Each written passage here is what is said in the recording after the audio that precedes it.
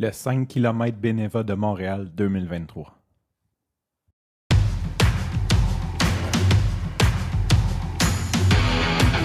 Il aime le code.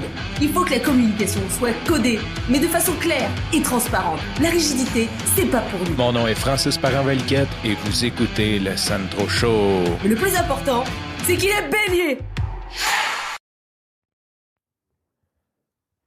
Aujourd'hui, j'enregistre un petit épisode court le matin, contrairement à la plupart du temps que j'enregistre le soir avant de me coucher, parce que hier soir, je me suis couché tard, j'avais de la visite, bref, j'étais très fatigué.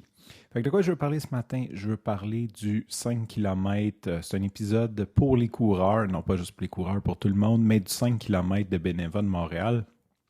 En gros, je me prépare ce matin pour aller courir cet événement et je voudrais faire un petit shoot-out à Beneva. Je ne suis pas prêt à aller prendre mon assurance chez eux, mais quand même, je pense qu'ils ont monté la game des courses de Montréal. Historiquement, j'allais au Marathon de Montréal. Je faisais un événement dans le Marathon de Montréal, que ce soit le 5, le 10, le 21. Je n'ai jamais fait le marathon. Mais j'y allais parce que je me disais, je suis un coureur, je suis impliqué dans la course locale, je suis un Montréalais. Je me faisais un devoir d'y aller. J'y allais par principe.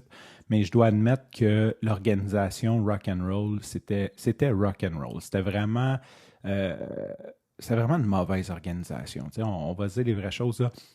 Tu partais premièrement, il fallait aller chercher ton dossard au mille de la Gauchetière quand le départ était dans l'Est. Fait que, imagine-toi le touriste qui arrive de, je sais pas là, je dis touriste, il n'y a pas besoin de venir de bien loin, là. La personne qui vient de Sherbrooke, qui vient passer la fin de semaine à Montréal, il fallait qu'elle arrive la veille, qu'elle aille au centre-ville de Montréal, puis que tu aies ton départ après. Tu sais, juste si tu n'as pas comme tout est compliqué, là, je veux dire, généralement, les courses, ton point où ce que tu vas chercher ton dossard est à quelques kilomètres du point de départ. Tu sais, quand je parle de quelques kilomètres, je parle 2-3. Là.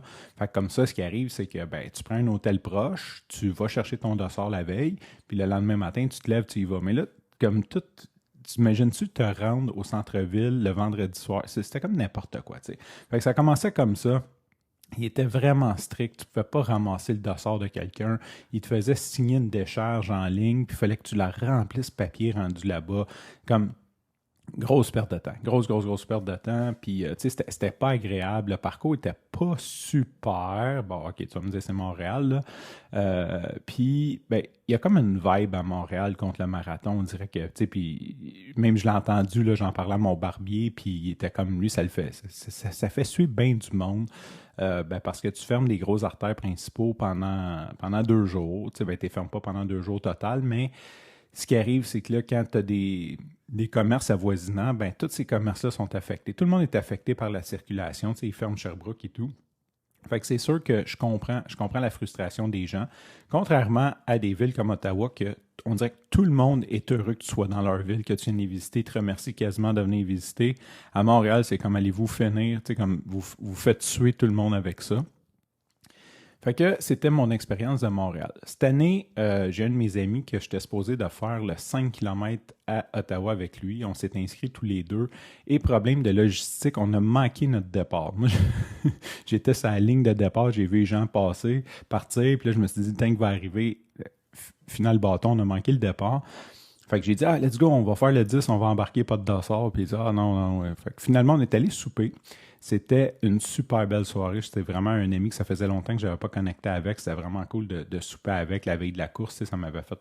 Ça a été vraiment cool. Puis il a dit, on remet ça, on va faire une autre course. Fait que j'ai mis, puis je pense que je l'ai encore sur un post-it sur mon écran. J'avais écrit genre organiser course avec mon chum. Et je ne l'ai pas fait.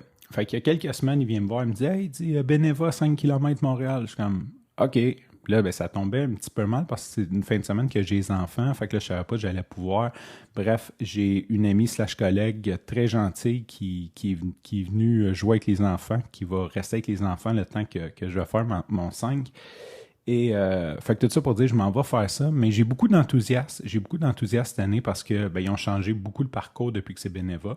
Premièrement, ça part à 1 kilomètre de chez moi, donc j'ai le temps. Il est comme 7 heures le matin, j'ai le temps d'enregistrer le Centro Show avant même d'aller courir.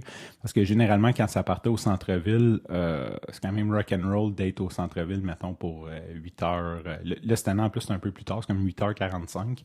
Je pense qu'avant, c'est comme 8 heures, tu sais. Fait qu'il faut que tu partes quand même assez tôt, là, le temps que tu te rendes au métro, que tu te rendes là-bas, que tu trouves le spot. Fait que tout ça pour dire que je suis très enthousiaste. C'était à comme même pas 15 minutes à pied de chez nous. Puis le parcours, c'est un parcours que je fais souvent, là, à côté de chez nous.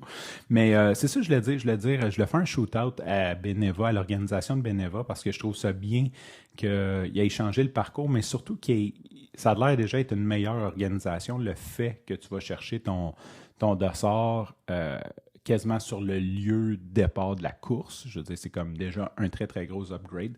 D'ailleurs, petit commentaire là-dessus. Hier, j'ai voulu y aller. Je me suis dit, je vais y aller. J'allais au bureau. J'ai dit, je vais passer en y allant. Et il y avait une ligne dehors pour rentrer, pour aller chercher le dossard qui devait faire facilement, là, j'exagère pas, là, mais minimum 400 mètres. 400-500 mètres, là, c'était incroyable. Si tu connais le coin, c'était au centre Pierre Charbonneau, puis la ligne partait quasiment au stade Saputo. Là. C'était comme incroyable. J'ai reviré de bord, tout simplement parce que j'ai dit je passerai pas ma journée ici à attendre pour ça. Puis même que je pouvais pas vraiment y aller hier soir, fait que je me suis dit, si jamais je ne l'ai pas, je vais juste comme courir, pas de dossard. Genre, je suis comme OK, j'ai payé de toute façon, fait que c'est pas comme genre je vole la course. Là, c'est comme j'ai juste pas été chercher mon dossard. Finalement, mon chum est allé chercher le sien, il a pu ramasser le mien. Ça, c'était un gros pain point de Montréal parce qu'une année, j'avais ramassé des dossards pour des chums. Fallait que j'aille des photocopies de leur carte d'identité. C'était comme vraiment n'importe quoi. Tandis que là, il a juste donné mon numéro puis ils ont donné.